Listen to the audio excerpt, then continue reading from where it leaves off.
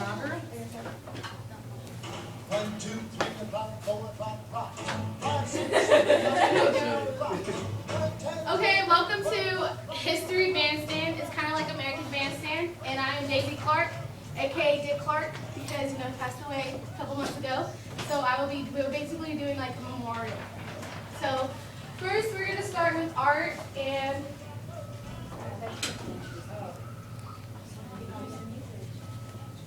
Okay, the music being played tonight is Rock Around the Clock by Bill Haley, Lollipop by the Cordettes, Tutti Frutti by Little Richard, Sorry. Sleepwalk by Santo and Johnny, Heartbreak Hotel by Elvis Presley, and Willie and the Handbag by Johnny Otis. Nice.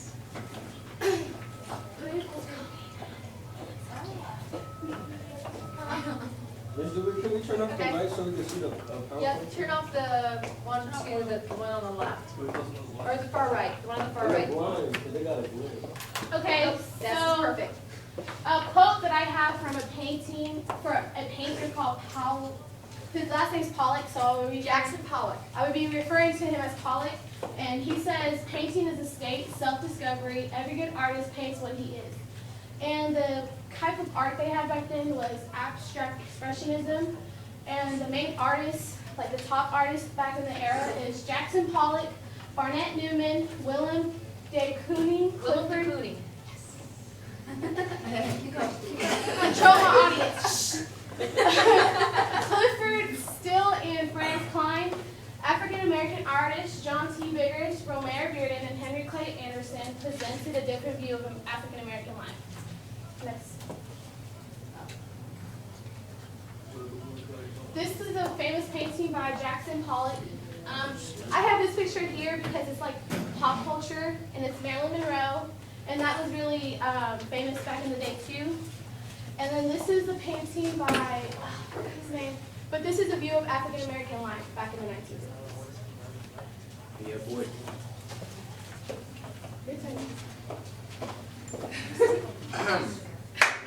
So in the 50s, movies, these are the top 10.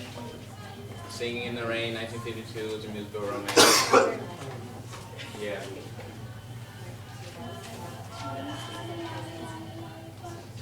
Top celebrities include Grace Kelly, James Stewart, Kim Novak, Doris Day, Gary Cooper, Bing Crosby, Bob Hope, John Wayne, Frank Sinatra, Marilyn Monroe, William Holden, and Marlene Dietrich. Broadway and theater, works by well-known dramatists, still held audiences and won new admirers. Tennessee Williams' A Streetcar Named Desire and Arthur Miller's Death of a Salesman were written in the 40s, but were still very popular in the 50s. Drive-in theaters were also really big in the 50s. They were created before then, but they really hit their peak in the 50s. One of the most emotionally charged plays of 1956 was The Diary of Anne Frank. And Martha Graham's work influenced dancers worldwide. In 1958, Alvin Ailey created the American Dance Theater, which featured all black casts and dance styles that were culturally based and truly American in style. Okay, so fashion really changed between the 40s and the 50s. Poodle skirts and circle skirts were really big. A lot of girls wore them to like sock hops, which were basically like school dances. Pinup girls were like sexy, risque pictures of girls in like those kind of outfits, and they were like pinned up on the wall. So strapless dresses with skirts that came down to your knees like these were really popular. So like they showed leg, which was like really sexy, I guess. And like owning a fur coat, like you had like real animal fur, like said that you were like rich and stuff like that, and like you had a good sense of fashion. But then fur coats started becoming like more popular and more in demand, so they started making like fake fur coats and stuff like that. Audrey Hepburn. I dressed up as Aubrey Hepburn today. And she did my makeup and hair like two really famous actresses in the 1950s. And petticoats were like big poofy things worn under skirts, and it was really popular.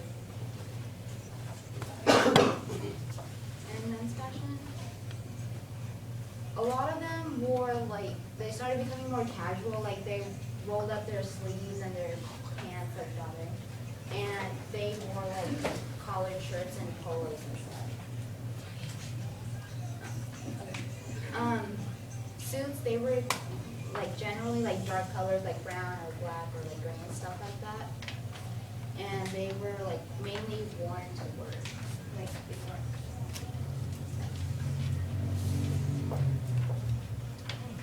Plaid started becoming really big, especially with suits and shirts for girls. And like, so Marlon Brando and Elvis Presley, they really brought leather jackets into style.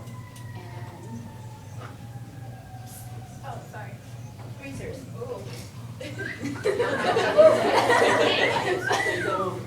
That's Johnny Depp. I know. Look at this. You can put James Dean in there though. We would have, but He's hotter. no. Seriously. Yeah. Oh, yeah. Okay, hold on. This is our dance cover. We're teaching about the hand Hey, why jive. is it But it's cool. Leave it. Wait. Hold on. Technical difficulties. Always happens. Okay, I look so ugly. Oh, Lord. Shut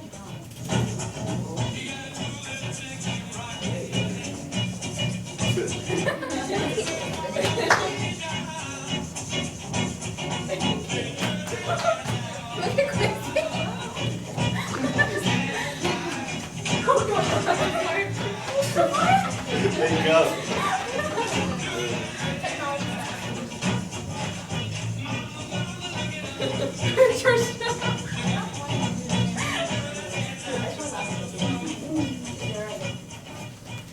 And there's the hand jive.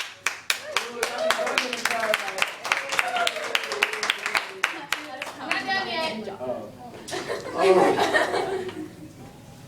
Okay, so I did technology of the 50s. Speak up. I did technology of the 50s, and one of the If things you're that not came a good out was audience member, I'll dock you points. the polio vaccine, which Yes, saves you. a lot of You're lives. reading. It's rude. Yeah. It invades the polio invades the nervous system and can cause can paralyze you, breathing problems, and even death. And there was 28,985 cases of polio in the U.S. in 1955, and by 1957 there was only 5,894 because of the vaccine. 1957 they invented Velcro, which we still use today a lot for like little kid shoes, and a whole bunch of stuff. 1958 the balloon was invented by Richard Nur and Arthur Spud Mellon, but it was based on hula hoops made in Australia already. So they came out with it a year after it was already invented in Australia, except theirs was plastic. It's basically copying. 1950, the credit card was invented by Ralph Schneider and Frank X. McNamara, which is a big part of today's society. The microchip by Robert Noyce and Jack Kilby in Texas. It revolutionized the electronics industry, and he was awarded the Nobel Peace Prize. And in 1953, color television was first introduced into America.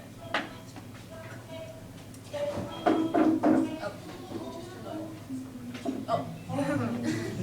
These are just pictures of credit cards. Oh, and the first transistor radio was invented too. Families would sit around and watch TV, like for family time. A lot of people don't do that now.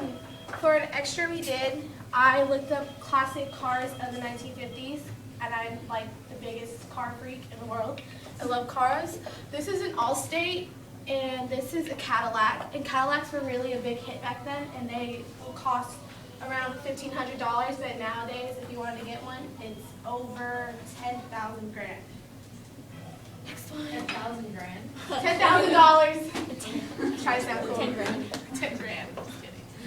This is a Plymouth. My grandpa had a car like this, but he sold it to this like really like top-notch person that like has car shows. And this is a Packard, and you usually see like the wealthy people like driving these kind of cars. So yeah. Oh, okay. We're done.